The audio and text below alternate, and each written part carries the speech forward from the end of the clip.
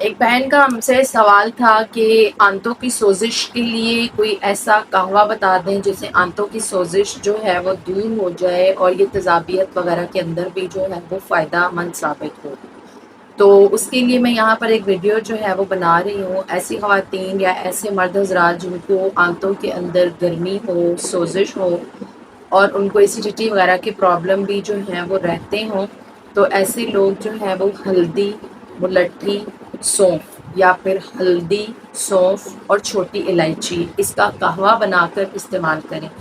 قہوہ بنانے کا طریقہ اور میتھڈ وہی ہوتا ہے کہ آپ نے تمام تر چیزوں کو 2 کپ پانی کے اندر پکانا ہے۔ جب وہ 1 کپ رہ جائے تو آپ نے اس کو چھان کر، اگر تو آپ کو میٹھا کرنے کی ضرورت پیش آئے تو ہمیشہ شکر سے یا گڑ سے میٹھا کریں یا شہد سے میٹھا کریں، چینی کا استعمال جو ہے وہ کم سے کم کریں۔